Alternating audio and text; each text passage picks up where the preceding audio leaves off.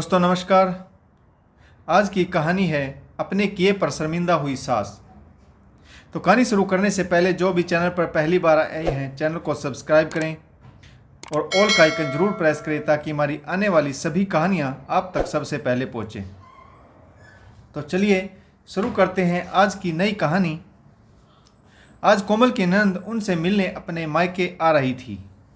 कोमल की सास ने कल जब से फ़ोन आया पूरे घर को सिर पर उठा रखा था। बार बार कोमल को समझाई जा रही थी खाने में क्या क्या बनाना है, नाश्ते में क्या बनेगा, चाय के साथ क्या देना है, दोपहर के खाने में क्या बनेगा। कोमल की सास ने उसे बुलाकर कहा, सुनो बहू, दामाद जी भी साथ आ रहे हैं, उनकी मेहमान नवाजी में कोई कसर नहीं रहनी चाहिए।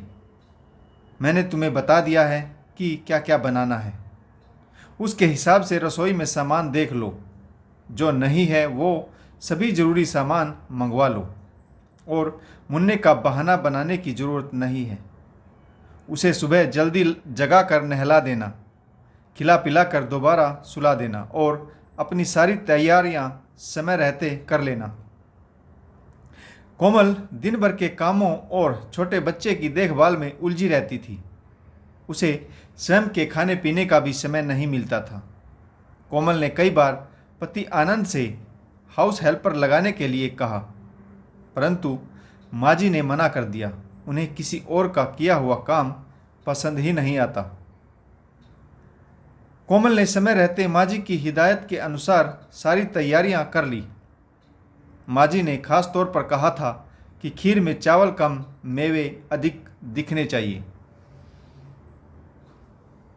कोल्ड ड्रिंक के साथ मिठाइयाँ और पनीर के पकोड़े सर्व करने हैं। खाने में शाही पनीर, दाल मखनी, एक सूखी सब्जी, रायता और पूरियाँ बनानी हैं। काफ़ी दिनों के बाद घर में लजीज खाना बनाया जा रहा था। कोमल सुबह से रसोई में लगी हुई थी। आज रविवार का दिन था, इसलिए सब घर पर ही थे। साथ में बड़े जेठ व जेठानी को भी सहपरिवार यहीं बुला लिया गया था। बड़ी जेठानी रसोई में कोमल की सहायता करने की बजाय सास से बातें करने में व्यस्त थी। कभी कभी मिलने वालों पर सास भी अपना भरपूर प्यार बरसा रही थी। इसी बीच ननद अपने बच्चों और पति के साथ पहुंची। जलपान के बाद कोमल ने पनीर के पकोड़े बनाने शुरू किए। देखते ही देखते पूरा परिवार सारे पनीर के पकोड़े चट कर गया। कोमल की सास रसोई में आई तब उसने देखा कि और पकोड़े तो बचे ही नहीं। कोमल ने सुबह से कुछ भी नहीं खाया था। वह पल्ला झाड़ते हुए बोली, कोमल बेटी, पनीर नहीं बचा तो क्या हुआ, तुम अपने लिए गोभी के पकोड़े बना लेना। आखिर पकोड़े तो पकोड़े होते हैं, चाहे पनीर के हों या फिर गोभी के। काफ़ी दिनों बाद कोमल भर भर के पकोड़े बनाए और उसी के लिए पनीर के पकोड़े नहीं बचे। मन में आया, काश एक पकोड़ा तो चख लेती।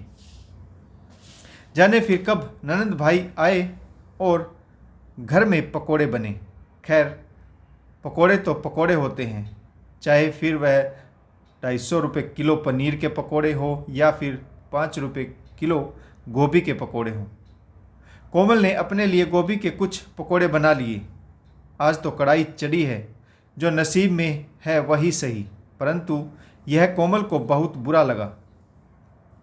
आज उससे सहन नहीं हो रहा था। घर में जब भी कोई विशेष मेहमान आता है उसकी यही स्थिति होती थी। उसे सबसे बाद में बचा खुचा खाना ही मिलता था। कई बार तो कोई चीज़ बचती भी नहीं थी। सारा दिन छोटे बच्चे की परवाह किए बिना रसोई में गुजारो और फिर पेट भर मनपसंद खाना भी ना मिले। बड़ी जेठानी नंद और सास के साथ बातों में मस्त थी। सास ने भी एक बार भी यह नहीं कहा कि रसोई में कोमल की सहायता करवा दे। कोमल को यह बात बहुत बुरी लगी। सासू माँ हमेशा से ही बड़ी जेठानी को अधिक स्नेह देती थी।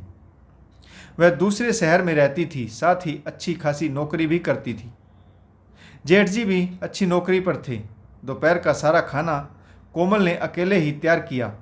जब सारा खाना लगभग तैयार हो चुका था तब कोमल की सास और जेठानी रसोई में आए और कोमल से बोली, कोमल, तुम बहुत देर से रसोई में काम कर रही हो, मुन्ना भी भूखा होगा।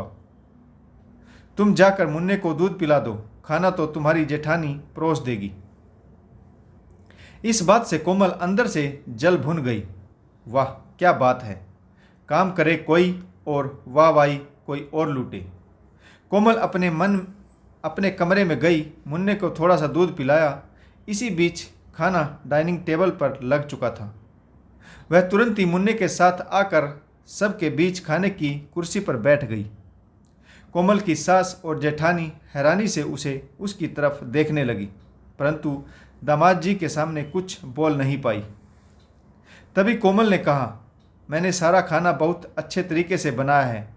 माँ जी ने जिद की थी कि तुम सुबह से रसोई में काम कर रही हो, तुम सबके साथ बैठकर खाना खा लो। जेठानी जी खाना परोस देगी। माँ जी मेरा बहुत ख्याल रखती हैं। अब देखिए ना, पनीर के पकोड़े नहीं बचे तो उन्होंने मुझे अपने लिए गोभी के पकोड़े बनाने को कहा। पकोड़े तो पकोड़े होते हैं, फिर चाहे पनीर के हो या फिर गोभी के। सासू माँ मुझसे बहुत प्यार करती हैं। कोमल की सास अपनी भोली भाली बहू का यह चेहरा पहली बार देख रही थी। साथ ही उसकी नज़रें अपने किए पर शर्मिंदा थी। इसके बाद कोमल के घर में हमेशा ही ऐसा हुआ, जब खाना तैयार हो जाता तो इसके बाद सब मिलकर एक साथ टेबल पर बैठकर खाना खाते। आशा करता हूँ आपको यह कहानी ज़रूर पसंद आई होगी। अगर आपको यह कहानी पसंद आए तो कमेंट्स करके ज़रूर बताइएगा। कहानी पढ़ने के लिए आप सभी का बहुत बहुत धन्यवाद। जय हिंद, वंदे मातरम, भारत माता की जय।